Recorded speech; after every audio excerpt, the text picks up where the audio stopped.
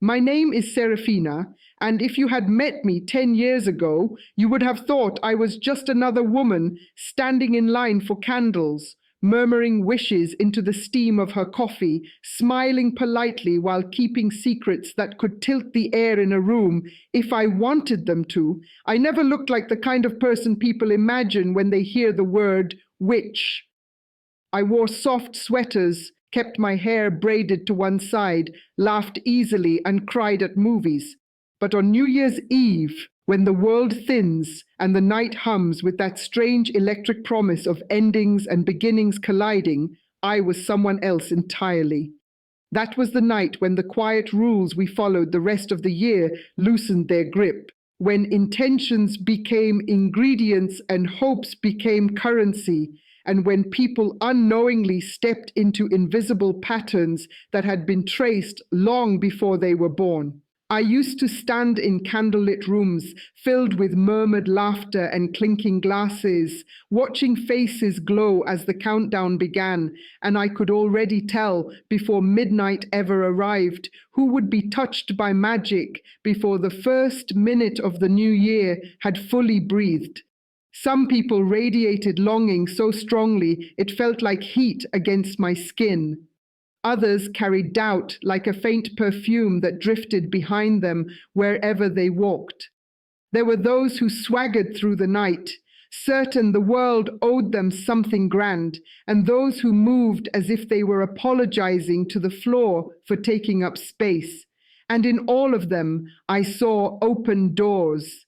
Doors I had once been taught how to open, gently or violently, playfully or with precision, depending on what the circle wanted and what the night demanded.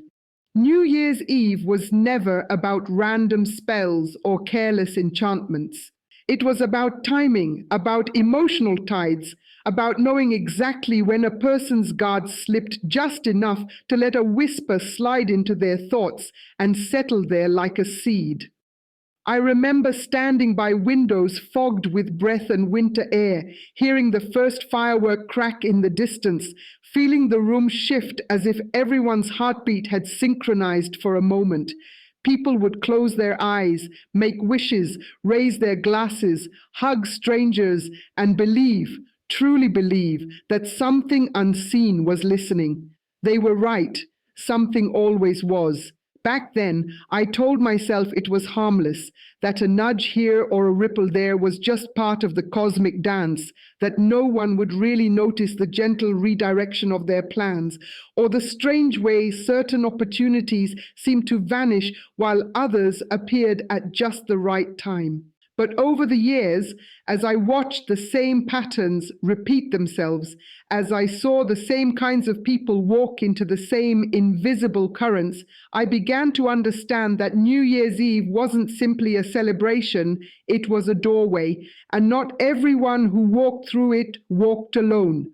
There were rules, of course, old ones written in half-forgotten books and whispered through families that never spoke of them out loud. Rules about who could be touched, when, and why. Even now, long after I stepped away from that world, I can still feel the echo of those nights in my bones when the calendar turns and the air sharpens, and I know, just as clearly as I did back then, that certain people are still being drawn into those same quiet waiting patterns.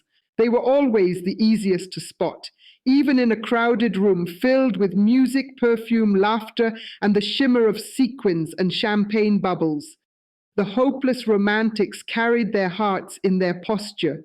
You could see it in the way their shoulders leaned slightly forward, as if they were perpetually reaching for something that might finally meet them halfway, and in the way their eyes searched faces instead of mirrors.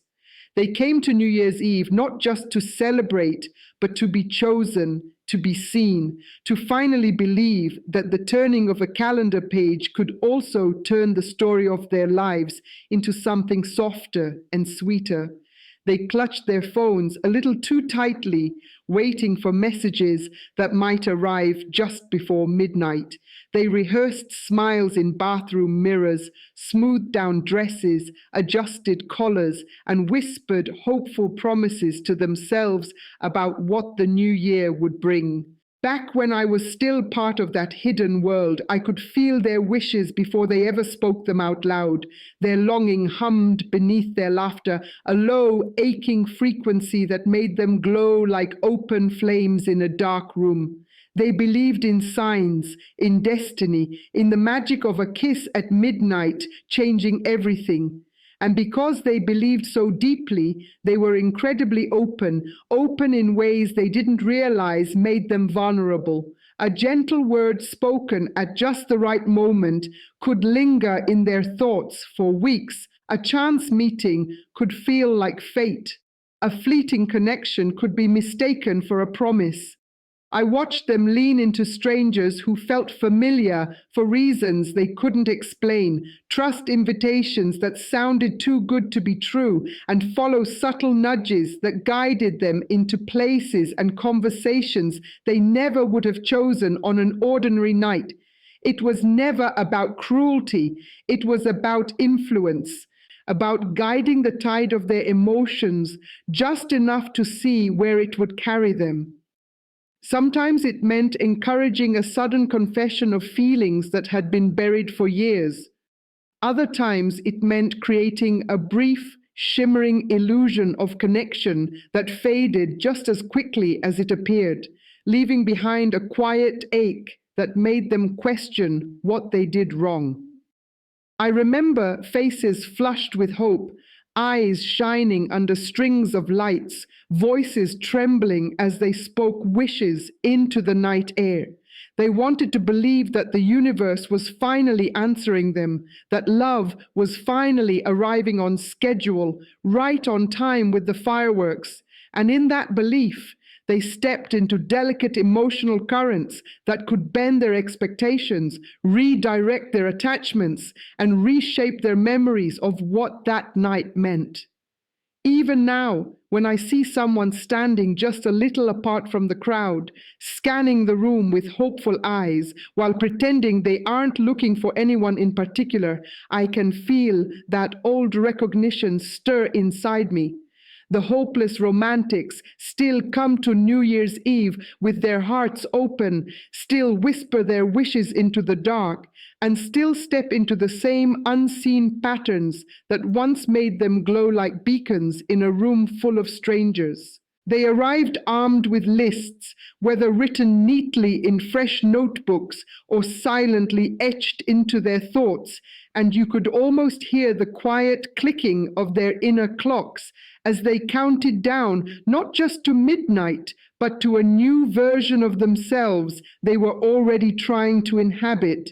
The resolvers were earnest in a way that felt both admirable and fragile, their smiles edged with determination, their conversations peppered with phrases like, "This year will be different," and "I'm finally going to." They stood a little straighter, drank a little less, and spoke with the careful optimism of people who had rehearsed their future in their heads long before the night had begun. Back then, I could feel the tension in them like a tightly wound spring, the desire to change, battling the fear that they might fail again. And that tension made them shimmer in a subtler way than the romantics, less like flame and more like glass catching winter light. They believed discipline could reshape destiny, that intention could overpower habit, and that the simple act of declaring a goal at the turning of the year would set unseen forces into motion on their behalf. And in a way, they were right. Something did shift when they spoke their promises into the cold air. But what they didn't know was how easily those promises could be nudged, redirected, softened, or quietly complicated. A small distraction introduced at the right moment could turn their perfect plan into a postponed one. A sudden opportunity could pull their focus just enough to blur their original purpose. They would tell themselves it was life being unpredictable, that circumstances had intervened, never realizing how carefully the currents had been stirred around them. I watched resolvers raise their glasses with bright, steady eyes, already imagining the lighter, stronger, happier versions of themselves they hoped to meet in the coming months, and I felt the pull of their certainty as clearly as I felt the hum of the room.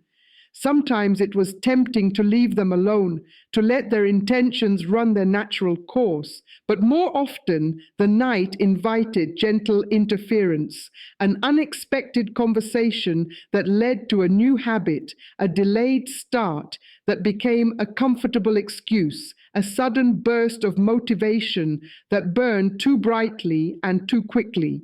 They would walk into January full of conviction, then slowly notice how their routines shifted, how their energy ebbed and flowed in unfamiliar rhythms, how their goals seemed to bend rather than break. And in those quiet moments when they questioned why staying on track felt harder than it should, they would blame themselves, never suspecting that the seeds of that struggle had been planted on a night they thought was purely about fresh beginnings.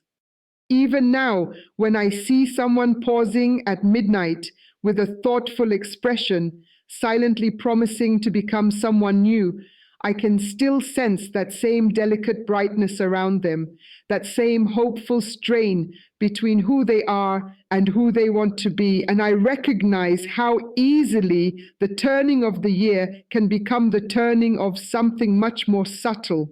They swept into the night like sparks thrown from a fire, loud, bright, impossible to ignore, already laughing before the music had fully found its rhythm. The party animals didn't come to New Year's Eve to make wishes or write vows to themselves. They came to feel alive, to dissolve into noise and movement and the electric closeness of too many people in too small a space. Their joy was messy and contagious, their stories half finished and spoken over one another, their glasses refilled before they had time to notice they were empty. They leaned into the night as if it were a willing accomplice, convinced that nothing truly bad could happen while the lights were still blinking and the bass was still shaking the floor. Back then, I could sense their energy like a rolling current, fast and warm and restless, the kind of current that could carry anything along with it if you nudged it just right. They weren't guarded, they were wide open, but in a different way than the romantics. Their vulnerability lived in their momentum, in how easily they followed the next laugh, the next invitation, the next bright idea without stopping to ask where it might lead. They were the ones who would lose their coats and shrug it off, who would forget where they left their phones, who would accept rides from strangers who felt like friends after 10 minutes of conversation. They trusted the night to take care of them because so far it usually had, and that trust made them wonderfully easy to guide.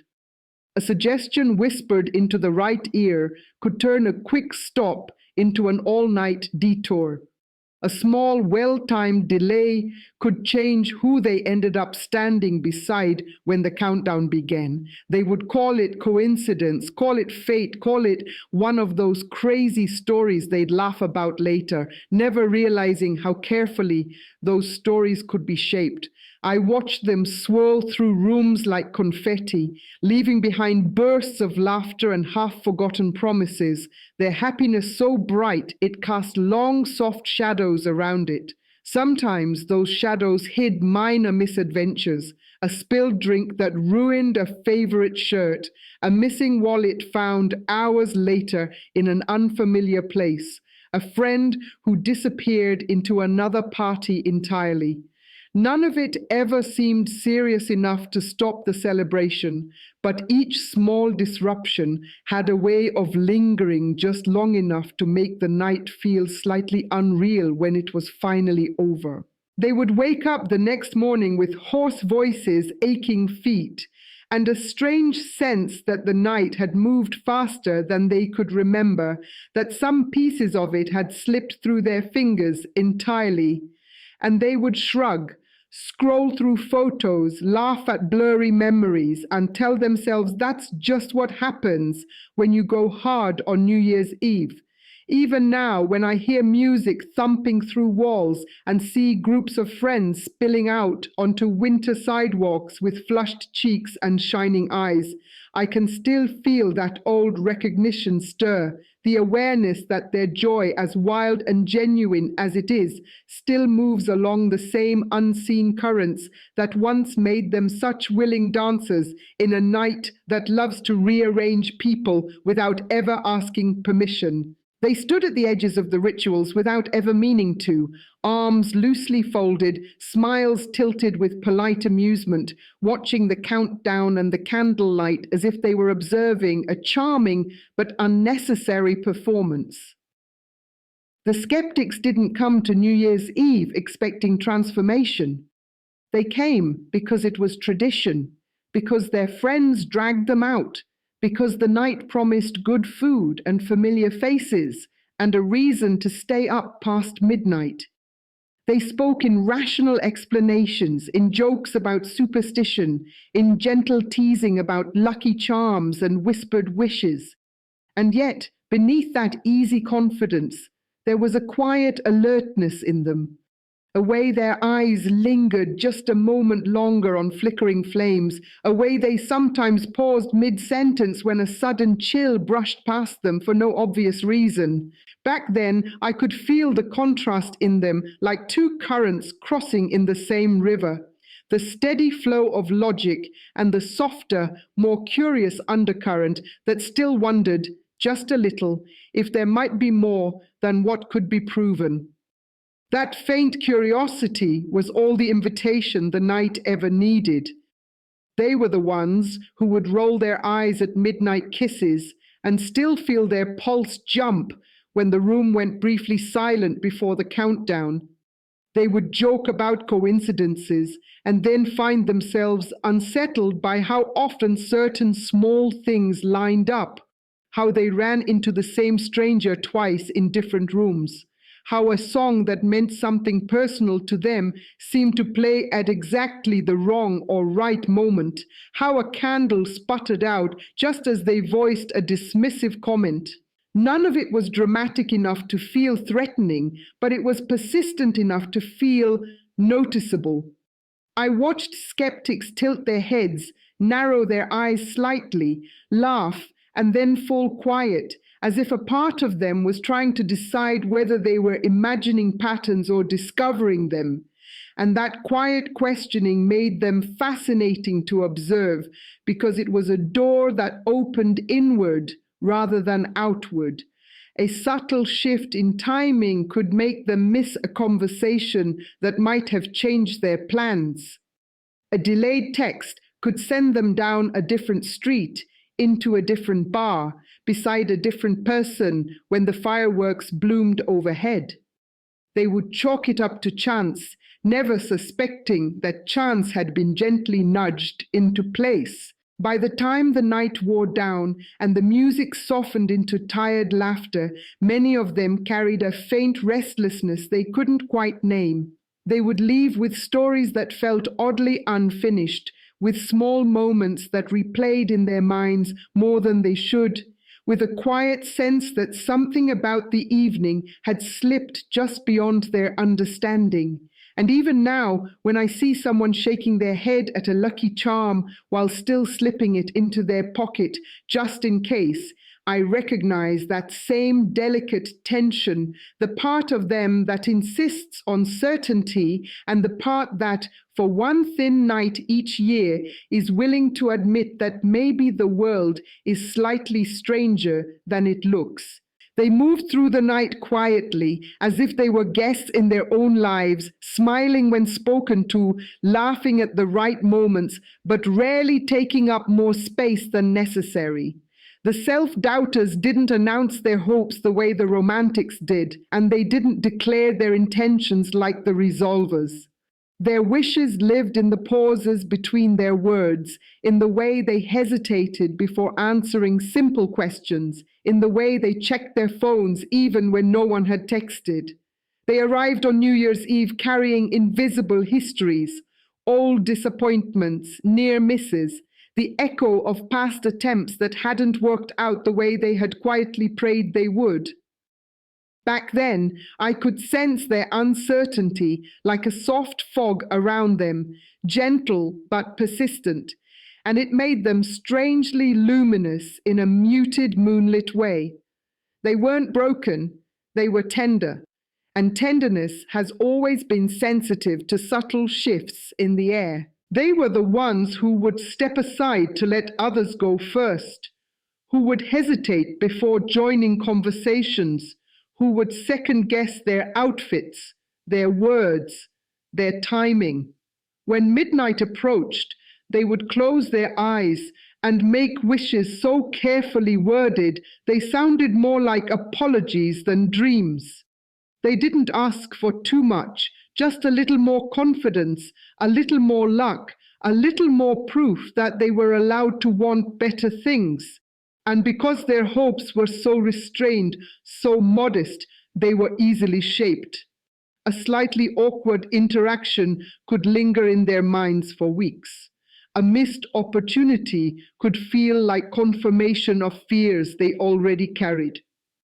I watched them replay small moments over and over, wondering what they could have done differently, unaware of how gently the night had bent those moments into place. They would notice things others overlooked, a look that felt dismissive, a pause that seemed too long, a laugh that sounded like it might have meant something else. And those tiny details would gather in their thoughts, slowly building quiet stories about themselves, stories that weren't always kind. A delayed reply could become a personal failure. A cancelled plan could feel like rejection. They didn't need dramatic disruptions to feel shaken. A whisper of doubt was enough. I saw them standing near windows, watching fireworks reflect in the glass, their faces soft with longing and uncertainty, already wondering if the new year would treat them any differently than the last. And with just the slightest redirection of circumstances, a missed introduction, a conversation that didn't quite happen, a chance encounter that never quite crossed their path, their inner narratives could shift in subtle but lasting ways. They would leave the night with polite goodbyes and quiet footsteps, carrying a mix of fragile hope and familiar hesitation into January. And even now, when I notice someone lingering at the edge of a gathering, smiling gently while their eyes betray 1,000 unspoken questions, I feel that same old recognition stir, the awareness that their soft, careful hearts still move through New Year's Eve along unseen currents that can nudge their doubts or soothe them, sometimes without them ever realizing why. The truth is, New Year's Eve is not just a night, and it never has been. It is a threshold, a trembling line between what was and what might be, and everything about it hums with quiet power.